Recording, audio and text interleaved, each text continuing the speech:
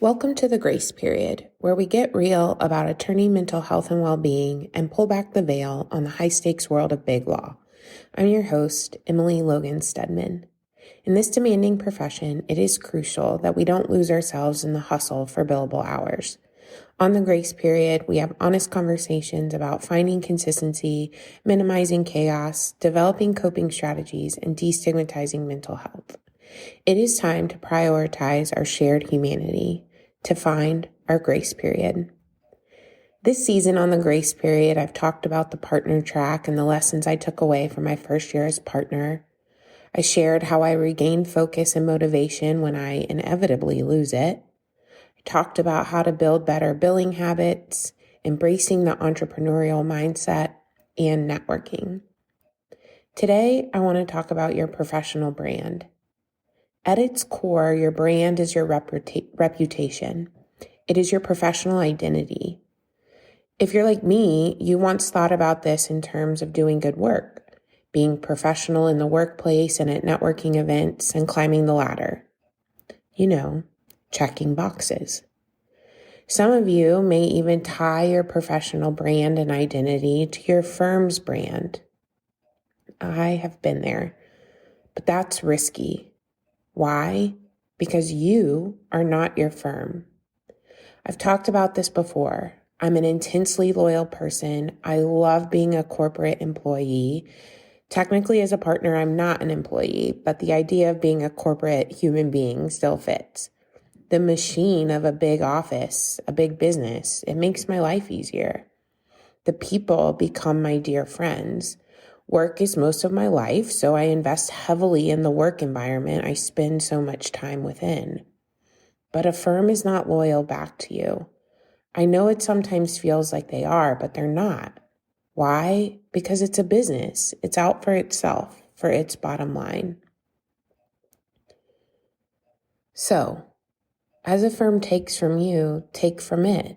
Gather opportunities and skills, build real relationships with people within the firm, and grow as a human and attorney. And if you're interested, build something alongside your firm, alongside your working identity. That's what I did. In 2020, I started to create something for myself. And that's what your professional brand ultimately is. Something you create, that you build, that is wholly yours. You take it with you into every room, every client meeting, every networking event.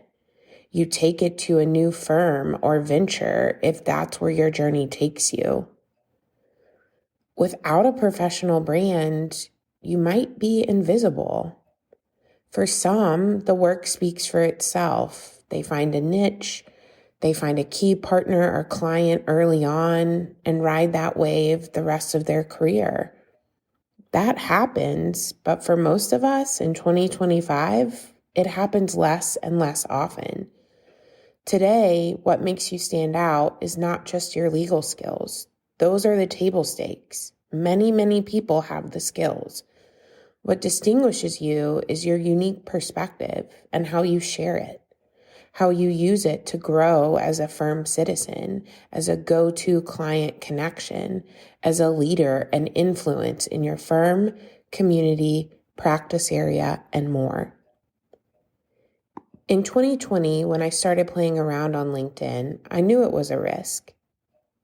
I imagined that curmudgeonly old partner seeing my posts and thinking, we don't do that. Big law attorneys don't need to promote themselves or create content outside the normal channels of firm marketing. I listened to that voice, I recognized the thought, and I did it anyway.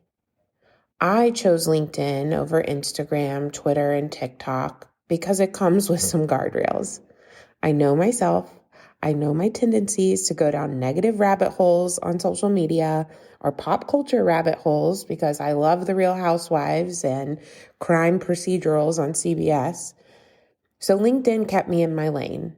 The law, Milwaukee, Wisconsin, big law. Those were my themes in the beginning when I really had no plan. When I prepared to look for a new firm, I took a class on leveraging LinkedIn, maybe even more than one webinar. I updated my profile and I started following other lawyers. I saw folks using LinkedIn like a blog. I've dabbled in blogging since high school. I've journaled since probably 4th or 5th grade. I love writing, so creating written content is a natural fit for me. So I started doing it on LinkedIn, creating original content that was separate and distinct from the legal writing I do every day. To start, it was random posts about random articles I found interesting, or I would repost others' posts with my own thoughts. Around the same time, I had joined the Wisconsin Task Force on Lawyer Wellbeing, and I ended up chairing the subcommittee on the business case for lawyer well-being. So naturally, I started posting about that work. Immediately, legitimately, almost instantly, people started DMing me, expressing gratitude for sharing openly about the challenges of the legal profession. I knew I was onto something. I knew there was something there, so I kept going. Today, I focus on 3 content buckets: lifting the veil on real life and big law, lawyer well-being, and being a commercial and civil litigator. Today, I have over 18,500 followers on LinkedIn. I have this podcast. I've received awards. I've had more speaking opportunities than I could have ever dreamed of, internally at my firm, externally through bar associations, and even paid opportunities to speak to large groups and law firms. It's not an exaggeration to say that for some people, I am the face of lawyer well-being in big law. For others, I'm the face of Husch Blackwell, my firm. And I'm lucky. My firm has been incredibly supportive. Thank you for that, Husch Blackwell. I'm extremely grateful for the platform they've allowed me to build. When I started this professional brand, I didn't have a clue where it would take me. I didn't even have any goals for it. But I knew this. After a year or more of struggling with my mental health and well-being at my first firm, I would take the lessons I learned and implement them immediately at my new firm. I would have better boundaries, more confidence, and be true to myself whenever, wherever, and however possible. If the new firm wasn't a fit, if they weren't supportive, I knew I could and would leave. 4.5 years later, this has been some of the most rewarding time of my entire life and definitely in my career. Having this professional brand, though, is not enough. Every day I have to do the client work and bill my hours and try to build a book of business. But this professional brand is wholly mine. It will go with me wherever I go. And it benefits my firm through recording, marketing, and more. Am I bragging about my professional brand? Yes. Full stop. I am proud of this, and I have big dreams for the future. But here's the thing. Anyone listening to this podcast can do it too. Almost everything you hear from me across all my content is replicable. You have a voice. You have a story. You have a unique perspective and skills. If you're not bringing that into your work every day, ask yourself why. And go until you find where you can bring your whole self to your daily work, until you find the people and systems that support you, all of you, and all of your goals. Your professional brand isn't about becoming an influencer or constantly talking about yourself. It's about consistently showing up as yourself and adding value to the conversations that matter to you, to your clients, to your colleagues, and to the audience you want to build. When I first started posting on LinkedIn, I worried. Would other attorneys think I was trying too hard? Would people find it unprofessional? But here's what I learned. Authenticity resonates. When I started sharing genuine thoughts and experiences and insights about big law, about lawyer well-being, about litigation, it all sort of clicked. It locked in. I found a community and an audience that I cherish, a community and an audience that supports me, pushes me forward, and gives me encouragement. Here are some lessons that I've learned along the way of building a professional brand.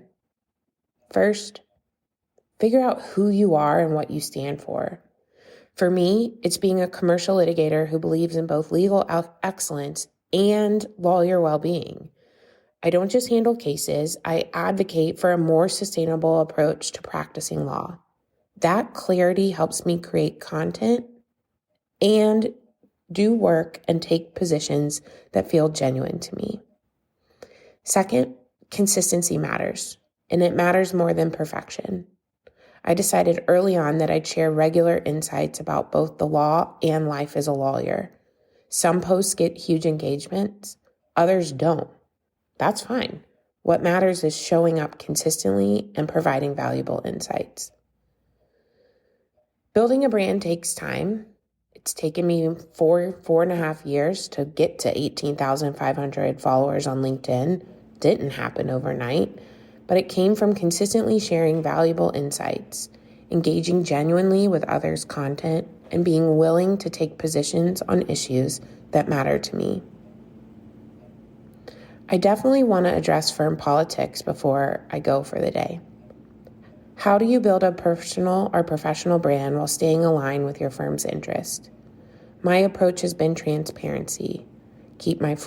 I keep my firm informed about my content initiatives, ensure compliance with our social media policies, and use my platform to highlight what makes my firm uncommon. Another question I get is, how do I find time for all of this? The truth is, I integrate it into my daily routine. I spend 15 minutes to an hour every morning on business and branding development. When work is slow, I spend my downtime on business development, content creation. I take notes, I jot down content ideas whenever they come to me. And for this podcast, because I do voice memos, it keeps it real and manageable.